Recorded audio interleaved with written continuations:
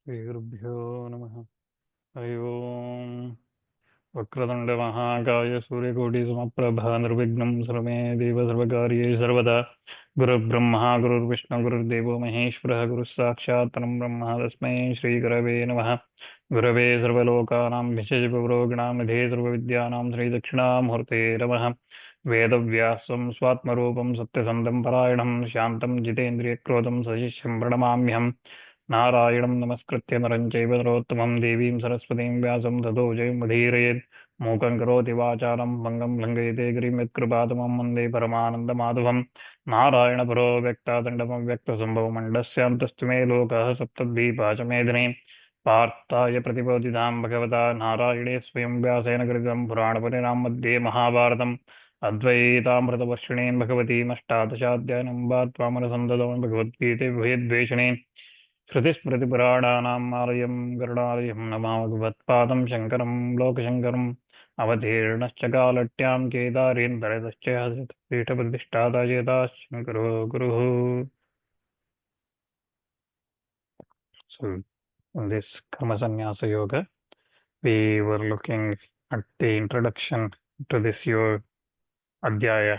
Bhagavad was providing looking at that introduction provided by Bhagavad Pada, and we were looking at Acharya explaining that the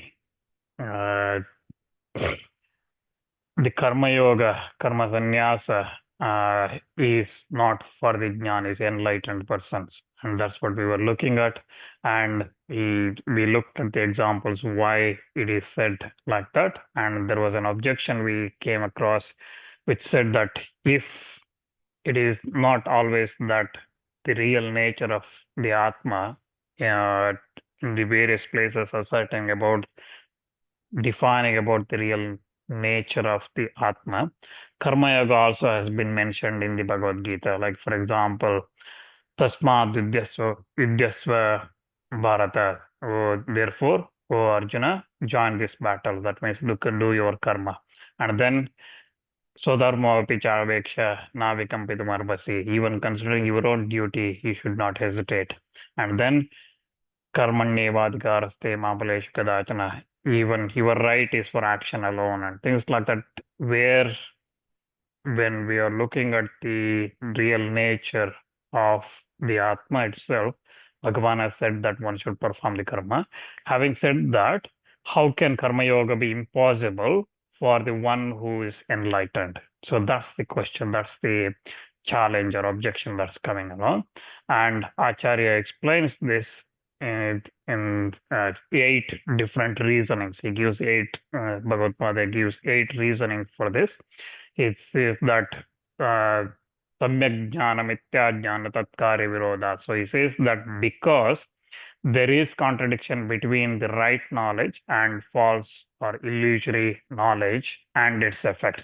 Because of that, it is impossible. And then because he says that through like the text, like in the Gita Śāstra, it says that Jnana Yogena Sankyanam. So in those, like it's in the 3rd chapter we looked at, where it says that Jnana Yogena Sankyanam Karma Yogena Yoginam. In that shloka, Sankyanam Atma Tattva Vidham Atma Anatmavit Kartrika Karma Yoganishtatah Nishkriyatma Surupavastan Lakshanaya Jnana Yoga Nishtaya Pratak Karanat. So Acharya says that by the text where Bhagavan says that through the yoga of knowledge, men of realization, and through the karma for the men of ajnana and things like that, in that shloka, Jnana Yogena Sankyanam, in that shloka, Bhagavan explains that the steadfastness, the nishta of the Sankyas, the one who has realized, the men who have known the reality of the Atma, in the yoga of knowledge, in the Jnana Yoga itself, that is characterized as dwelling in the state of identity with that actionless Atma itself. That has been distinguished from steadfastness or the Karma Yoga, the Nishta steadfastness or Karma Yoga, in the steadfastness in the Karma Yoga, which is resorted by the one who is ignorant of the Atma. So when Bhagavan said that Jnana Yogena Sankyanam Karma Yogena Yoginam, when he said that, it was very clearly said that those who have that attained that jnana, for them this jnana yoga has been said, and it has been distinguished that the karma yoga is for the one who is ignorant of this self or atma. And also the third reason is because कृतकृत्यत्वेन आत्मविध प्रयोजनांतरा भावात् तस्य कार्यं न विद्यते इति कर्तव्यांतर भाव vachanacha. So he says that Bhagavad says that because from the fact of his having attained fulfillment, that means having attained that jnana, there is no need for any other means of for the knower of the self. So for him, he doesn't need anything more because he has attained that jnana, and that's why he doesn't need. And because of the absence of other duty that has been pointed out in, for example, tasya karyam na vidyate in the 17th shloka of 3rd chapter, like that when it is said, when it is pointed out for him, there is no duty to perform. So it has been clearly said that he does not need to perform any other. That's why karma yoga is not applicable. And also because na karmanarambhat sanyasastu mahabhaho dukkhamaptu ayogatah. So ityadina cha atmajnanantagattvena karma yogasya vidhanat. So for example, in the shlokas, a person does not attain freedom from action by abstaining from the action. Na karmana arambhat. So so that's in the 3rd chapter, 4th shloka, right? And also Sannyasastu Mahabhago. So in that shloka as well, Arjuna, mighty armed one, renunciation of actions is hard to attain without karma yoga. So in those shlokas as well, what Bhagavan has said is karma yoga has been prescribed as a means to the knowledge of Atma. So it has been prescribed as a means to the so Atma Jnanangatvena Karma Yogasya Vidhana. So in those shlokas, it is clearly said that Karma Yoga is a means. It is not the final thing.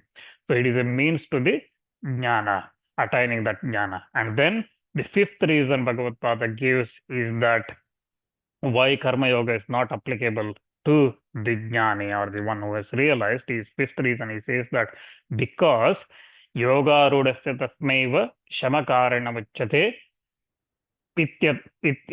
Pityanena cha Utpanna Samyak Darshanasya Karma Yoga Bhavat Vachanat. So in these words, for example, with regard to the one who has in one who has arisen this full realization, the absence of karma yoga has been stated in, for example, in that 6th chapter, 3rd shloka, where it says that yoga rudasya tasmaiva shama karanamachyate.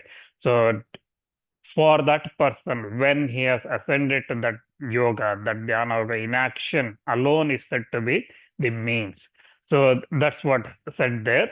So, and then also why this jnani Karma Yoga is not applicable to Jnani, Acharya says as a 6th reason, he says that because Shariram Kevalam Karma Kurbannapnoti Kilvisham Iti cha Sharirastiti Karanati Riktasya Karmano Nivaranat. So he says that because the action other than those needed to sustenance of this body has been ruled out. So where it's been ruled out? It's ruled out in that 4th chapter, 21st shloka, where Bhagavan says, Shariram Kevalam Karma Kurbannapnoti Kilvisham. So performing the karmas merely for the maintenance of the body, he incurs no sin. So for him, that is not a karma yoga, that is purely to maintain his body, is performing the karmas. He does not. So that jnani, he does not. That's why karma yoga is not applicable. What is said in the Shāstras, those karmas, is not applicable to him. And then the 7th reason Acharya gives is Naiva Kinchit Karo Meti Yukto Manyeta Tattvavita Ityaneta Cha Sharirasthiti Matra Prayukteshu Pariteshvapi Darshana Shravanadi Karmasu Atmayatha Vidha Karomi Iti Pratyayasya samahita chetastaya sada akartavyatotpadeshat. He says that Acharya says that because in the text, for example, where Bhagavan says that naiva kinchit karomiti yukto manveti tattvita, that is in the 8th shloka in the 5th chapter, where Bhagavan says that the knower of the reality or the jnani should think that I certainly do not do anything. So like this he should think, and he thinks like that. And in that text, it is taught with regard to the one who has known the real nature of the Atma, that keeps keeping in his mind absorbed in that Atma, he should never have the idea that I am doing, karomi, karomi, like this one should never think. And even in the respect of actions such as seeing, hearing, etc., he should not do that. And dedicated by the need of merely maintaining the body, as we looked at previously. So shariram kevalam karma, kurban napam, like that, in that where purely maintenance of the body he might do, but even when he's doing that, seeing, hearing, whatever it is he's doing, he should not think that I'm doing some karma. He would not think that. That's why karma yoga is not applicable. And also karma yoga is not applicable. Bhagavad Pada gives here as the 8th reason. He says that Atma Tattva Vidha Samyak Darshana Viruddho Mityajnana Hetudha Karma Yoga Swapnepi Na Sambhavayatim Shakyate Yasmat. So he says that because in the case of the one who has known the reality of the Atma, self, Karma Yoga, which is opposed to the full enlightenment, so the Karma Yoga is opposite to that enlightenment, right? Because he is still attached to these worldly things. So because it is opposite and it is caused by the false knowledge, Mithya Jnana, that false knowledge cannot be the possibility even in dream for that person who has realized. In the case of the one who has realized, who has known the reality of the Atma, for him this Karma Yoga cannot be even be thought about in his dream, because he is not in that state. Therefore, for all these reasons, for all these 8 reasons that we looked at here, tasmat anatmavid kartrakayoreva sanyasa karma yogayoho nishreyesa karatvachanam. So Bhagavad Pada says that for all these reasons, it is with regard to the renunciation of the actions, that is Karma-Sanyasa. It is only with regard to the Karma-Sanyasa that said here, and with regard to Karma Yoga, resorted to only who is ignorant of this self, who is ignorant of the Atma, that the statement of their leading moksha has been made. So that's what Bhagavad Pada says, that this Karma Yoga here and the leading to Karma-Sanyasa is been only for those who is ignorant of the reality. And the speciality of this Karma Yoga has been spoken again as being easy performance in comparison with the renunciation of the action. So Karma Yoga here is, Bhagavan explains, Krishna explains here to Arjuna as an easy thing to do compared to the Karma-Sanyasa, which is Karma-Sanyasa, which again Karma Yoga, which is as distinguished from that Karma-Sanyasa by that knower of the Atma, because it will be partially warning the persistence of idea of agentship, right? That person thinks that he has yet to learn the Vedas or Upanishads and teachings and things like that, and to reason about those things and understand those things, meditate upon on those things. And like this, he has to do this. That agentship is there, and he has renounced only those actions which are specifically enjoined on the grihasthas or the second ashrama, so where it has been enjoined. And this sort of renunciation, that's why it's partial and meant to afford that aspirant of great leisure to apply himself to the acquisition of that spiritual wisdom. And Bhagavan Acharya says that those kind of things will be difficult, and priced along with Yama Niyama and things like that will be very difficult for the one who has not realized. But for the realized one, it will be the one who has realization. This things Karma Yoga is not applicable. And this that's why this stands here confirmed that even interpreting the meaning of Bhagavan's answer here, wherein the Bhagavan explains that Karma Yoga is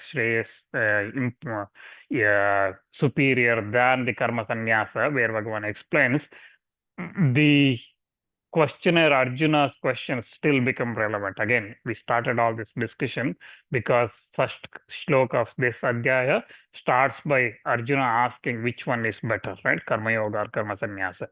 So Acharyas explain why that question of Arjuna is still relevant. So he says, Acharya says that in this verse where in the previously as well in the third chapter, Arjuna asks Jayasi Chet Karmaste. So like this, he says that tell me which one is, if in your opinion, jnana is superior, wisdom is superior to karma, why you are asking me to engage in these kind of heinous things? After explaining the Sankhya Yoga, Arjuna asks, right, in the third chapter. So while he was finding out that knowledge and karma cannot coexist, Bhagavan at that time, he asked, Bhagavan says that Tadekam Yachreya Yatoho Yadbruhi Tadbruhi. So he's tell me which is superior of these two. He says that actually the shloka goes Tadekam Vadanishchitya Yena Shreyoham Apapnya. So he says that tell me which one is Shreyas. So Bhagavan at that time says that Bhagavan Sankyanam Sannyasinam Jnana Yogena Nishta Puna Karma Yogena Yoginam Nishta Proktedhi Niradem Chakara. So Bhagavad says that Bhagavan stated in his conclusion that the Jnana Yoga is taught for the Jnanis, Sankhyas, the renouncers, the Sannyasis. It is taught for them, while the Nishta, the steadfastness of Karma Yoga is for the yogis. And from the statement that one does not attain fulfillment merely renunciation, that is, we looked at in the fourth shloka, Nacha Samnyasa Nadeva Kevala Siddhim Samadhigacchati. So purely from that, it clearly says that Jnana Sahitasya Siddhi Sadhanatvam Ishtam Karma Yogasya Cha Vidana. So the renunciation associated with the knowledge is intended as a means to fulfillment. So that's what is said. So Bhagavan Acharya explains here, clarifies here. And again, since Karma Yoga also is enjoined, Karma Yoga also is connected here, because in the fourth chapter, last shloka, Bhagavan Krishna said that Tasmad Tasmadajnanam Jnana Sambhutam Tutsam Jnanasi Natmanah Chitvainam Samsham Yogamatishtottishta Bharata. He said that that's why you engage in this yoga, Karma Yoga. That's what Bhagavan said. So that Karma Yoga is connected here. Therefore, with the intention of knowing the distinction between these two, to determine whether the Karma-Sanyasa, the renunciation devoid of knowledge, so the giving up the karmas when one does not have the jnana is better,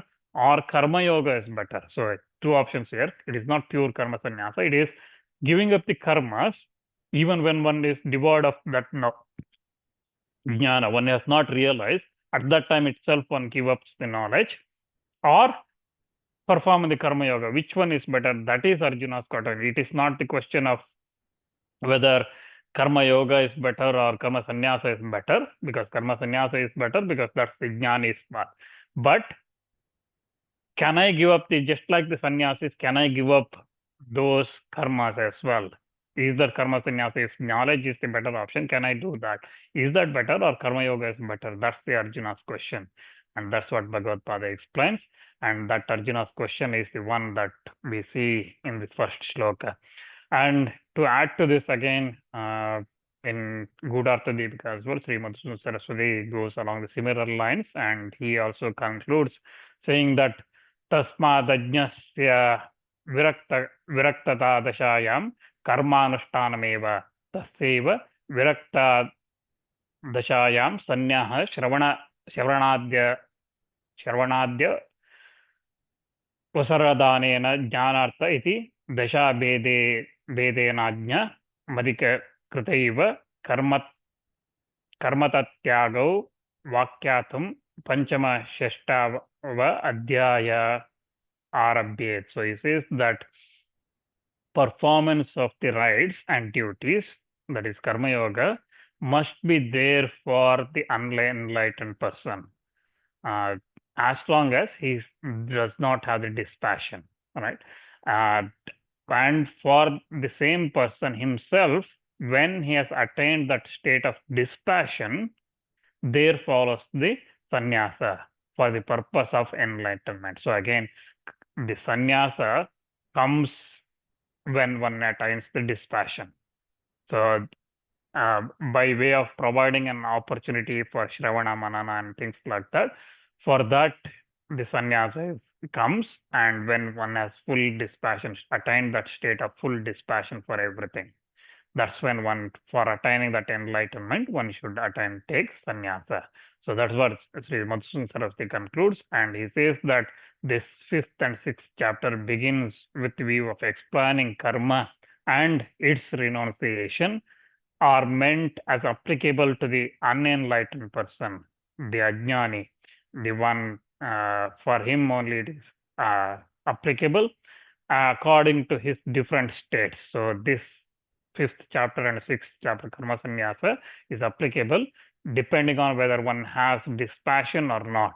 So it is dispassion for everything or not, and one is fully focused on that attaining the jnana or still attachment to these worldly things. So that's the question, and that's how this adhyaya should be looked at. And the Vidvat Sannyasa, renunciation of all the actions, the sannyasa as a result of enlightenment, is not discussed here, but Vividisha Sannyasa is the one that's been discussed in these 2 chapters. That's what Sri Madhusudan Saraswati says in his Bhashya. And when on this matter again, since karma and its sannyasa are connected on the same seeker of the knowledge for the sake of enlightenment, and since it is impossible to practice them simultaneously because of their incompatibility, which one should be undertaken by that seeker of that knowledge? That's the question Arjuna is asking, like this Sri Madhusudan Saraswati says in his Bhashya, in his Vyakhana, he explains that as well. So like that. So with that, we will come to that Arjuna's question we've been going through as an introduction up to now. Arjuna, the first shloka of this adhyaya starts that Arjuna uvacha sannyasam karmanam Krishna punaryogam shamsasi yacche etayorekam tanme bruhi sunishchitam. O Krishna, you praise renunciation of actions and again karma yoga. Tell me for certain that one which is better between these two. That's the meaning.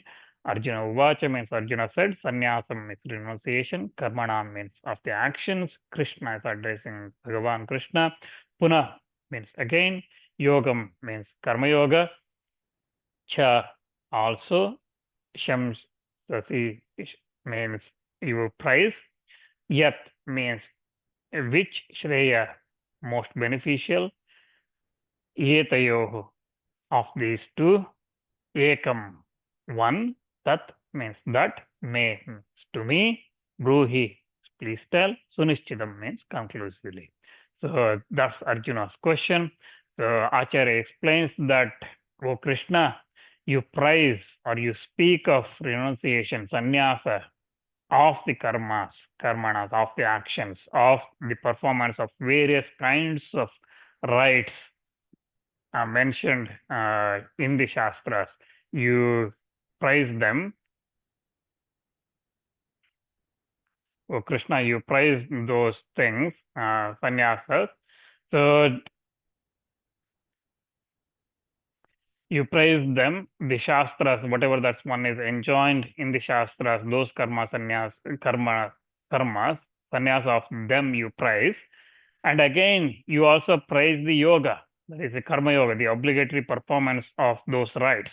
So, on one hand, you are saying that the karmas mentioned in the Shastras, sannyasa of that or giving up of that is important, shreyas.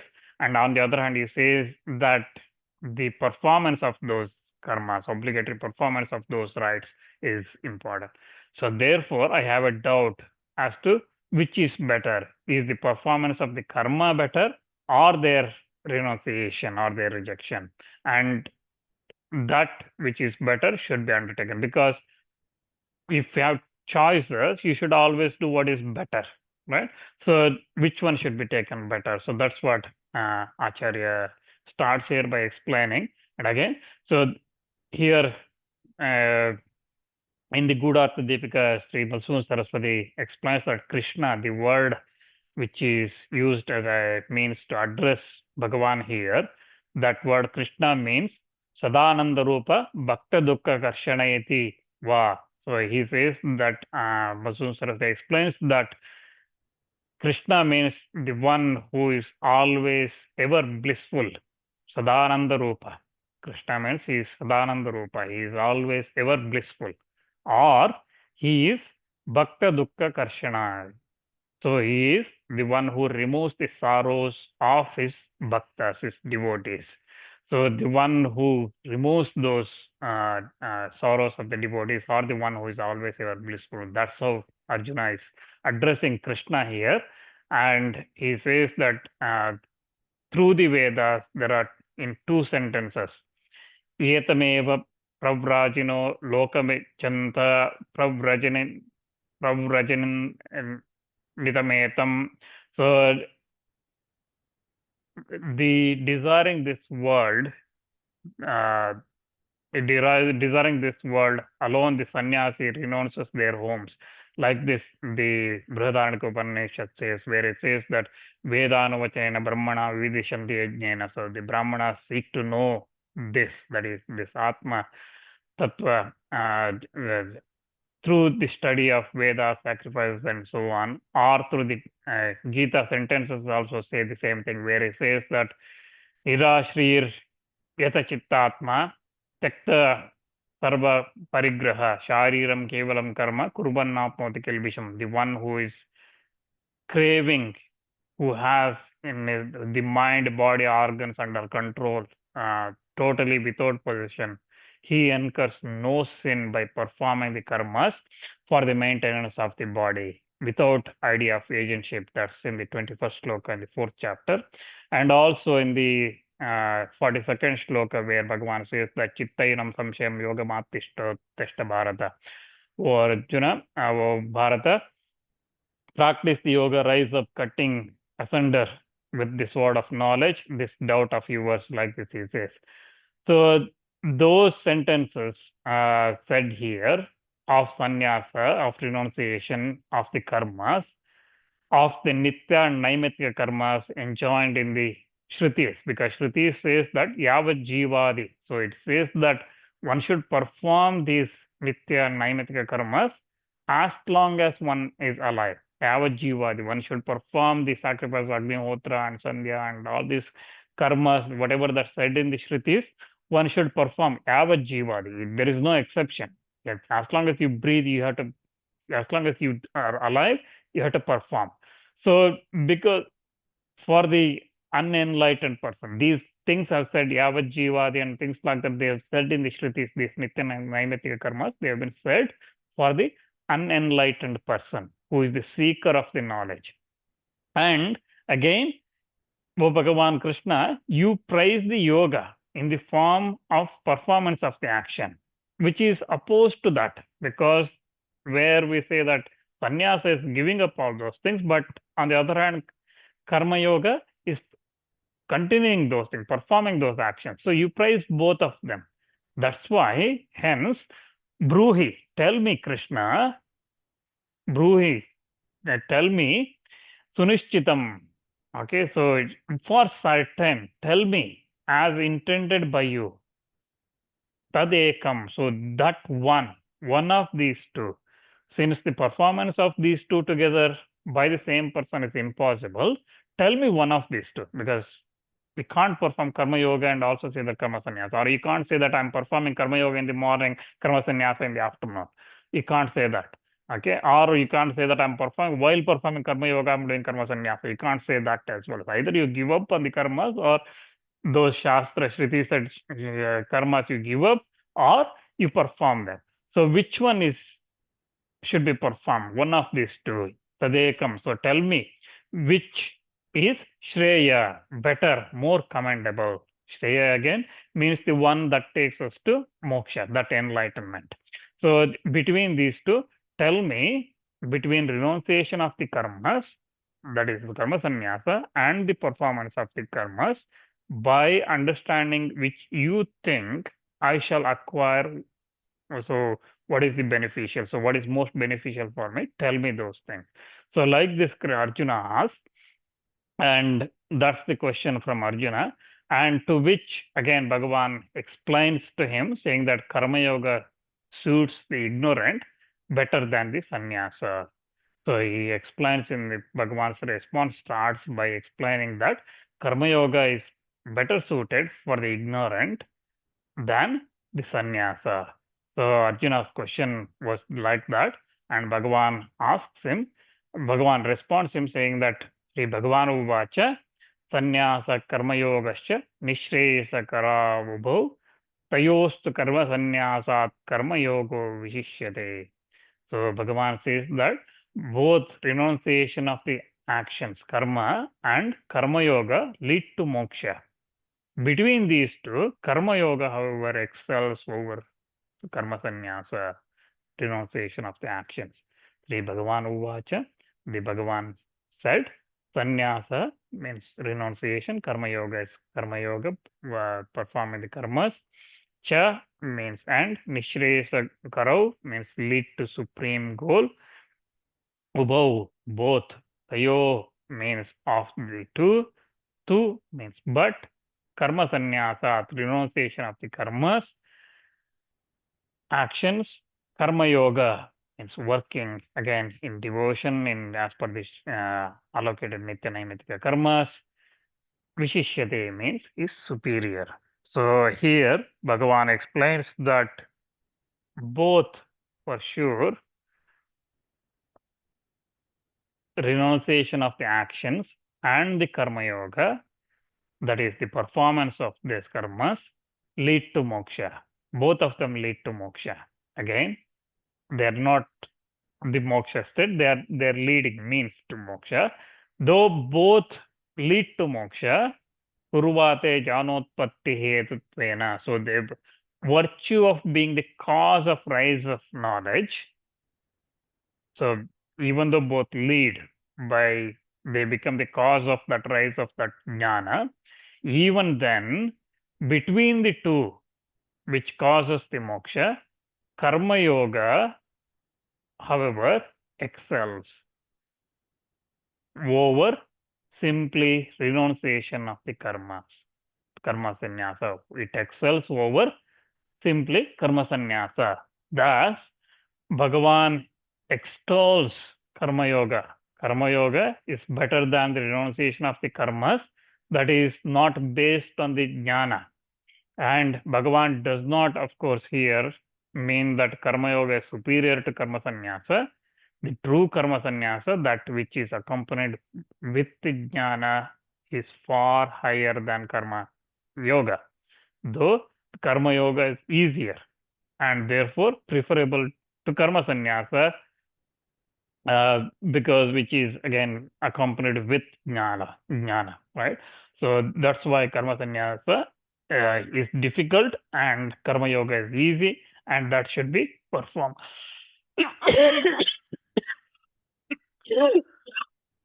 And Bhagavan says that they both are useful on account of being the causes of generation of knowledge. Between these two, however, the virtue of making one acquire the fitness for renunciation of the actions excels better than renunciation of those karmas resorted by some ineligible for it. So that's why it is important. And Bhagavan then praises that very karma yoga in the next 3 shlokas, and he explains why this Karma Yoga is superior. Because up to now we said that Sannyasa, Jnana is superior and that's the ultimate thing.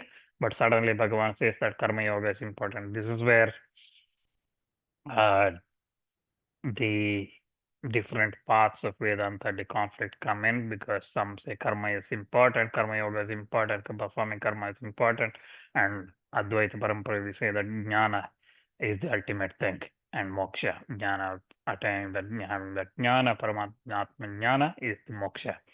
So that's where conflict, because this is where this shloka is used, where Bhagavan says that Nishre is it is Karma Yoga is Vishishyate. So he says that Karma Yoga is the superior, but why it is superior we explain. And again, here it is explaining to Arjuna, who is like us. In this case, he is ignorant, he is not a jnani, right?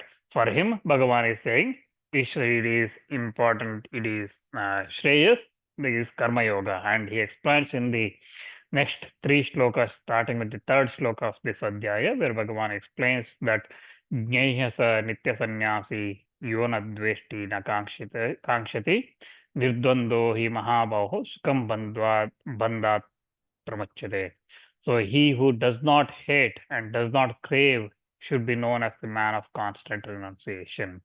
So Jneyya means should be considered or should be known. Saha, that person. Nitya is always.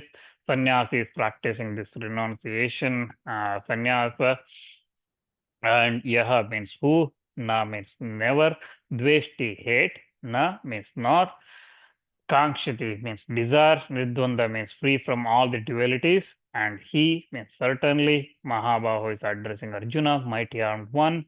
Sukam means easily, bandhat means from bondage, pramachyate means is liberated or released.